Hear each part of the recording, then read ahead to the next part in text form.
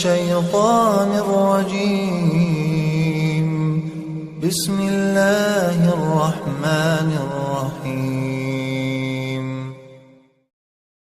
الحمد للہ وکفا والسلام علی عبادہ الذین اصطفیٰ۔ امام ترمذی رحمۃ اللہ علیہ نے اللہ کے رسول صلی اللہ علیہ وسلم کا ارشاد جناب انس بن مالک رضی اللہ تعالیٰ عنہ کے توسط سے نقل کیے ہے کہ من قرأ كل يوم 100 مرة قل هو الله احد محی عنہ ذنوب 50 سنہ الا ان يكون علیہ دین۔ جو شخص ہر روز 100 مرتبہ قل هو اللہ احد سورہ اخلاص پڑھتا ہے اس کے 50 سال کے گناہ مٹ جاتے ہیں بشرطے کہ اس کے ذمے قرض نہ ہو۔ تو جن اعمال صالحہ کے ذریعے سے اللہ کے رسول صلی اللہ علیہ وسلم نے گناہوں کو معاف کرنا بیان کیا ہے کہ ان اعمال کی قدر و قیمت بیان کرنے کے لیے کہ انسان ان اعمال کو اختیار کرے تاکہ اللہ کی رحمت اور اللہ کے فضل کا مستحق ہو سکے۔ سورہ اخلاص سورہ توحید بھی ہے، جس میں جب مشرکین مکہ نے نبی علیہ السلام پر اعتراض کیا کہ یا محمد انسب لنا ربک، اپنے رب کا نسب نامہ بیان کیجئے کہ آپ کا رب کون ہے، کہاں سے ہے، اس کے والد کون، اس کا بیٹا کون، اس کی رشتہ داری کیسے، وہ کیسا ہے، تو سورہ اخلاص اللہ نے نازل فرمائی جس میں اللہ کی وحدانیت، اللہ رب العزت کا کسی کا محتاج نہ ہونا اور سب کا اس کا محتاج ہونا بیان کیا ہے۔ لہٰذا اس سورہ مبارکہ کی تلاوت اللہ کے ہاں محبوب ہے، اور نہ صرف محبوب ہے بلکہ پڑھنے والے کے لیے اس حدیث میں اتنی بڑی فضیلت بیان کر دی گئی کہ اس کے 50 سال کے گناہ معاف کر دیے جائیں گے، لیکن ایک نیکی دوسرے گناہ کا مداوع نہیں ہو سکتی۔ لہذا ہر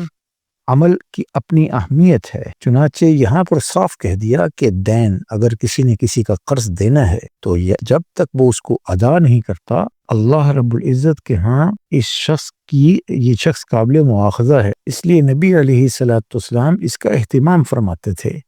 کہ جب کوئی فوت ہو جاتا تو آپ پوچھتے کہ بھائی اس کے ذمہ کوئی قرض تو نہیں، اگر قرض کی خبر دے دی جاتی تو آپ تب تک جنازہ نہ پڑھاتے جب تک کہ اس کی قرض کی ادائیگی کی صورت نہ بن جاتی۔ لہذا قرض ادا کرنا یہ ہمارے حضور نے فرمایا کہ جو شخص کو پر قرض ہو اور وہ قرض ادا کرنے کی نیت سے قرض لے اور دینے کی نیت ہو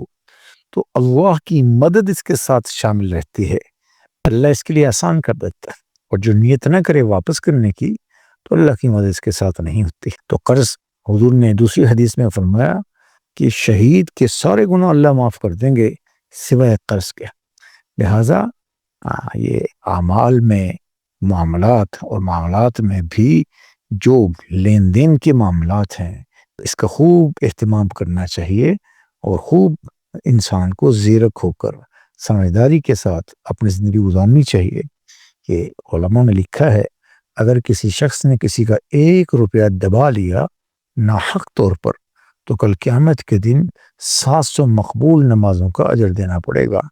اللہ ہم سب کو اپنے رضا والی زندگی عنایت فرمائے، ہر شر سے اللہ ہماری نسلوں کی حفاظت فرمائے۔ تو یا تو قرض ادا کرے یا صاحب قرض سے معاف کروا لے، اس کے سوا اور کوئی صورت نہیں۔